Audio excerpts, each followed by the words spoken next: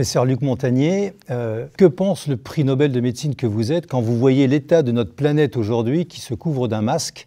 Écoutez, il y a deux visions possibles.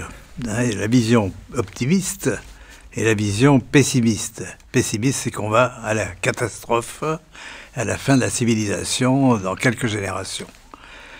Et bon, j'espère qu'on ne va pas y arriver. Et pourquoi et comment on irait à la fin? Mais parce que la civilisation actuelle a perdu ses valeurs, si vous voulez. Elle est dominée par l'argent, par l'économie et la vie elle-même. Pourquoi, n'est-ce pas? Pourquoi les jeunes se demandent qu'est-ce qu'ils font dans cette galère?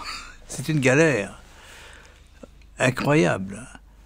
Alors, voilà donc la situation mauvaise. Et la situation bonne, c'est qu'on n'a jamais été aussi haut dans le développement. Une espèce animale domine le monde, c'est nous. Alors, il y a quelque chose qui s'est passé.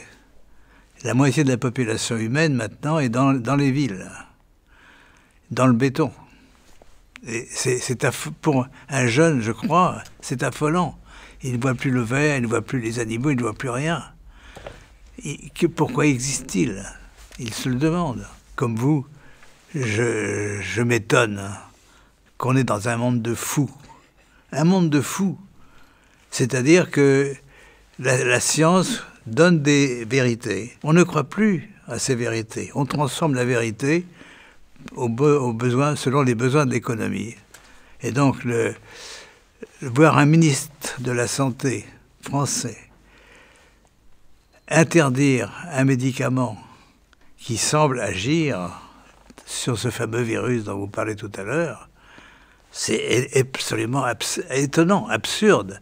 Et bien que les journaux scientifiques se sont rétractés, lui ne s'est pas rétracté, il continue. Alors, qu'est-ce qui nous gouverne, hein? Vous voyez, c'est un monde de fous. Quelque chose qui peut faire du bien à des gens, les empêcher de mourir, on ne prescrit pas en France.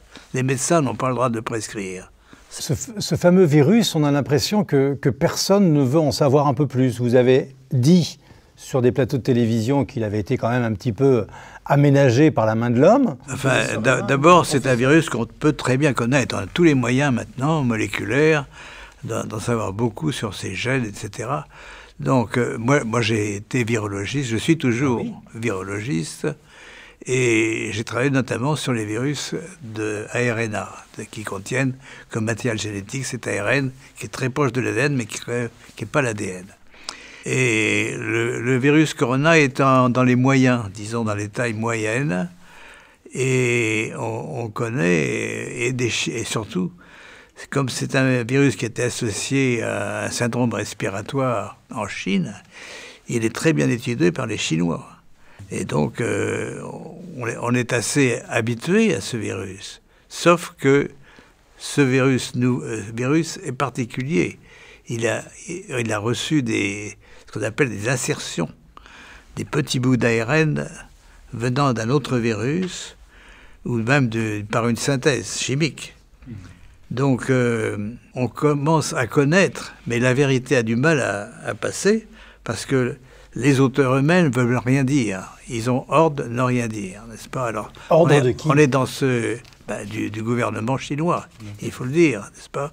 Je crois que c'est une erreur du gouvernement chinois d'avoir voulu cacher la vérité, parce que plus on cache, plus les gens pensent qu'on a quelque chose à cacher de mauvais. Et il vaudrait mieux admettre que ce virus a été en partie fabriqué, qu'il s'est échappé d'un laboratoire de haute sécurité. Bon, c'est une erreur humaine, mais c'est pas les responsables immédiats, si vous voulez. On peut dire que c'est tout le monde qui est responsable de ce monstre qui a été créé. Pourquoi on n'en parle pas de cette création? Pourquoi on refuse de l'entendre, ce message? Parce qu'il y a ce qu'on appelle en anglais un cover-up général. Ça, c'est extraordinaire, c'est-à-dire que même les scientifiques sont achetés. Même les scientifiques américains, français, anglais, ils parlent presque tous d'un même élan. C'est un virus qui a été produit par la nature. C'est faux. C'est faux, ils le savent très bien. Mais alors c'est là qu'il y a un grand mensonge, et il faut se demander pourquoi. Et alors se demander pourquoi, quelles sont les raisons. Il y a d'abord l'argent. Hein. Certains nombres sont payés pour dire ce qu'ils disent. Et s'ils ne le disent pas, ils vont peut-être perdre leur position. C'est pas ? Donc il y a la peur de perdre sa carrière, si vous voulez, en reconnaissant la vérité. C'est quelque chose d'extraordinairement mauvais pour la science. Je pense qu'il y a aussi donc toute une pression médiatique, si vous voulez. C'est un système compliqué maintenant, mais qu'on peut bien démonter. C'est-à-dire qu'il y a les vérités scientifiques qu'on ne veut pas admettre, on les cache, parce que le gouvernement chinois refuse de cette vérité. Et il fait tout pour cacher, pour détruire les preuves qu'on veut essayer d'apporter. Donc, en fait, on saura vraiment la vérité que si les équipes chinoises elles-mêmes la reconnaissent. Ça peut venir un jour. Ça peut venir un jour. Mais ça peut prendre du temps. Et pendant ce temps-là, on continue donc à croire à quelque chose qui n'existe pas. Selon vous, est-ce que vous pensez vraiment que dans quelques semaines, voire quelques mois, on va nous proposer un vaccin et que ce vaccin va être obligatoire? Quel est votre avis là-dessus? D'abord, je ne suis pas anti-vaccin, et je ne suis même pas anti-pharmaceutique non plus, n'est-ce pas? Je pense que l'industrie pharmaceutique a fait de très belles choses. On est d'accord. Pourquoi cette focalisation sur le vaccin, n'est-ce pas?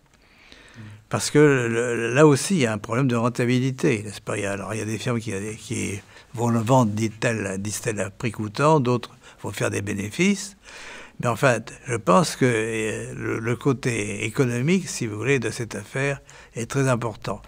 Et alors, le problème, c'est que les vaccins, parfois, sont mauvais. Il faut dire, et je le dis ici vraiment, il faut le dire très fort, c'est que si vous avez quelqu'un qui est atteint par le Covid-19, si vous le vaccinez contre la grippe, vous risquez de le faire mourir dans les jours ou les semaines qui suivent. Si vous avez quelqu'un qui a une chimiothérapie bien équilibrée contre un cancer, vous le vaccinez contre la grippe, vous allez le tuer aussi très rapidement. Il faut dire ça. Il faut dire que les vaccinations interférentes sont très mauvaises. Donc ceci doit être retenu. Deuxièmement, pour un vaccin, je répète, il peut être mauvais, il peut être bon, mais il faut le démontrer. Et ceci prend du temps. Et il y a des exemples en Italie du Nord, notamment, où on a vacciné contre la méningite toute une population, et c'est là qu'on a vu le pic de morts augmenter de façon très importante. Je crois que un vaccin, par définition, comme les médicaments, ne doit pas tuer, ne pas avoir d'effets secondaires au point de tuer les gens. Et je crois que les vaccinateurs oublient ce principe d'Hippocrate, ne pas nuire. Ce sont des médecins qui vaccinent. Donc c'est à eux de mettre la barrière éthique.